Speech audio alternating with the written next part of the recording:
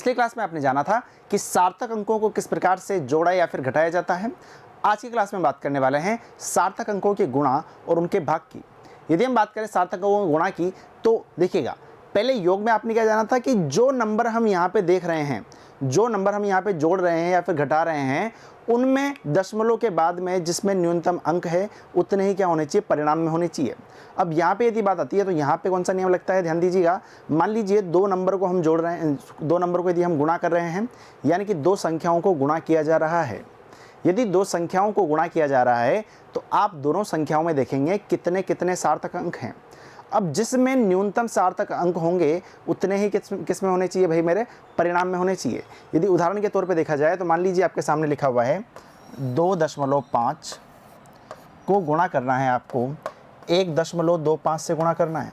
जैसे ही आप दोनों को गुणा करते हैं तो आप पाते हैं कितना आता है, 3150 और 3 स्थान छोड़ के यहाँ पे क्या लग जाएगा, दशमलव लग जाएगा। ठीक है जी।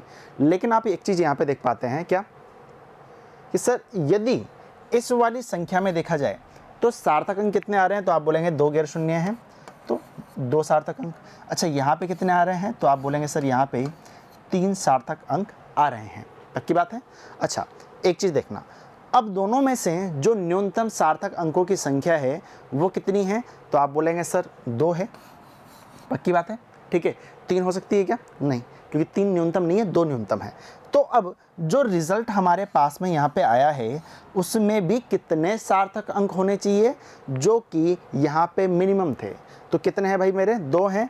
तो यदि मैं इसको लिखना चाहूँ, 3.125 को, तो वहाँ पे 2 सार्थक अंकों के लिए मैं क्या लिखूँगा, तो आप बोलेंगे सर वो 2 सार्थक अंकों के लिए सिर्फ इतना लिखने से काम बन जाएगा, कितना, 3.1, यानी कि 3.1 लिखने से काम चल जाएगा। क्योंकि 3.1 लिखते हैं तो कितने सार्थक अंक हो गए हमारे यहाँ पे, 2 सार्थक अंक हो गए।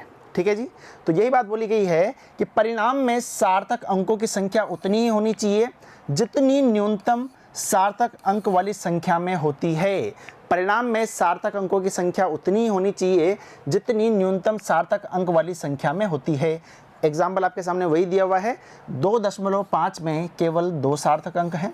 ठीक है, इसलिए परिणाम में भी क्या होने चाहिए भाई मेरे, यहाँ पे 2 ही सार्थक अंक होने चाहिए, जो कि आपको नजर आ रहे हैं 3.1, 3 और 1 क्या है यहाँ पे सार्थक अंक है।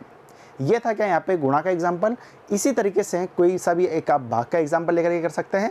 पाठ्य पुस्तक के पीछे भी क्वेश्चन है, जब मैं आपको वहाँ पे कराऊंगा तो वहाँ पे आपको पूरे क्वेश्चन में करा दूंगा। ठीक है जी।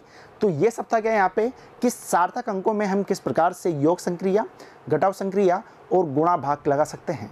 अगली क्लास में हम पढ़ेंगे कि संख्याओं को किस तरह से राउंडिंग ऑफ किया जाता है। ठीक है जी, यानी संख्याओं का निकटतम मान कैसे निकाला जाता है। तो जुड़े रहिए मिशन ज्ञान के साथ में, मिलते हैं अगली वीडियो में। धन्यवाद।